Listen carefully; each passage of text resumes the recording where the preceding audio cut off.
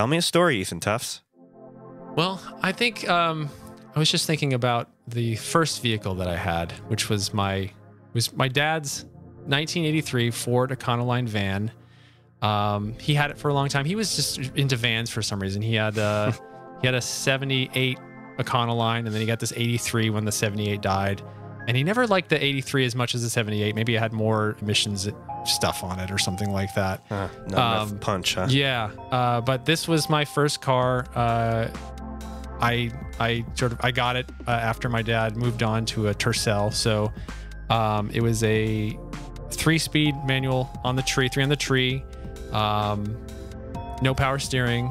It was kind of a beast. It was brown and filled with rust holes. You know, growing up in Western Massachusetts, there's just salt on all of the roads and everything rusts to crap. And but that was my first car, and I was just glad to be able to have a vehicle that I could get to school to. I could go to my friends and that kind of thing. I didn't really care what it was at that point. I was just glad to have something. Mm-hmm. But there were some issues with it. Mainly being able to see the road kind of going by you out of the door through the rust holes. Yeah. That kind of thing.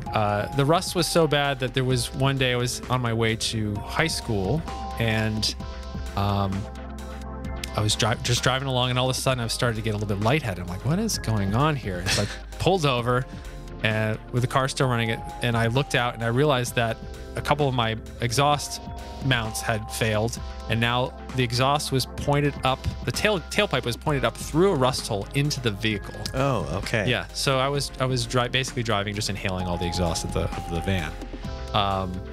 So I was able to, I wasn't able to really fix it, as I didn't really have any tools on me. I just was trying to get to school. So it was cold winter day, maybe 4 degrees Fahrenheit. And I was like, all right, well, I guess I'm going to roll down all the windows, see if I can make it to school, just freezing my ass off. Yeah. So that was, I've had a lot of problems with rust and exhaust and that kind of thing on cars I had when I was growing up.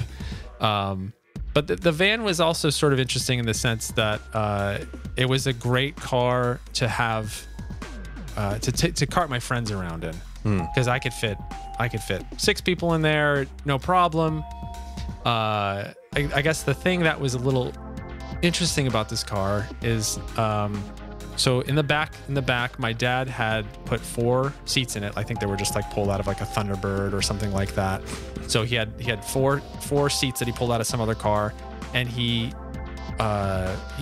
attached them to this wooden 2x4 frame. Mm-hmm. So he had this frame of like 4 seats that were all attached, but he never bothered to drill that into the body of the vehicle. So it's just these 4 seats that were just free floating around the back of the van. I know why he did it. So his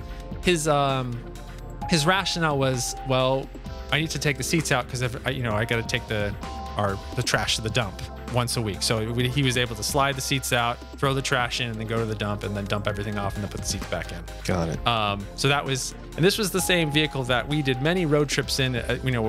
Like I had 3 other siblings, my 2 brothers and my sister and my mom and dad were all riding in this van on road trips, and we were just all us kids were wearing our seatbelts in the back, just not bolted to the vehicle. So I'm not sure what he thought would happen in the case of a wreck, but in his defense, at that point, seatbelt laws were just a new thing. He didn't wear his seatbelt.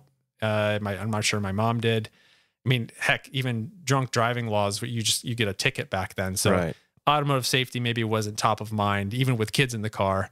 I probably came home from the hospital in my mom's arms. I'm maybe dating myself a little bit, but so yeah, that it had those seats, which was cool to take out because I would, when I was in high school, being a musician and just being a dumb kid, we'd take the seats out. My friend would set up his drum set in the back of the van. Nice. And I would just drive all around town, our little town, and he would just be playing drums. And most people would be like, what the heck is going on there? That's amazing. It was good, but it was a challenge to keep the cymbals from falling over, that kind of thing. Yeah, but, duct tape. Yeah, exactly. Yeah. Yeah, so there was One other story with this vehicle.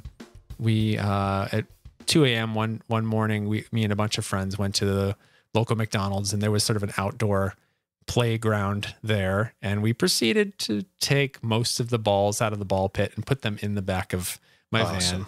So awesome. So my van for a very long time was just a rolling ball pit. That's amazing. I feel like I probably should return those balls to McDonald's at some point, but you still have the balls? No, I don't. Okay. I don't. No, I don't. I don't even remember what happened to them, but it was a big mess. Every time you try to get out of the car, they would all fall out of the door. So, there was no good reason for that other than just being a dumb kid. But yeah, this was the only car I had at that point, and we would race around the back roads of Western Massachusetts, and I would drive this thing as fast as I possibly could. As fast as you could drive a Econoline van, hop in curbs. This thing was just durable, had the 300 cubic inch inline six. It was had a really good growl to it, but it was just a van. So yeah. But yeah, that was my first vehicle, and I'm glad it was something that interesting. Yeah. I'm glad it was it wasn't something I could get into too much trouble with. Mm-hmm. And I'm just glad that it was something that provided me with a lot of good memories. Well, I'm glad you told me that story. Yeah. Thank you. All right, man. Thank Sweet. you.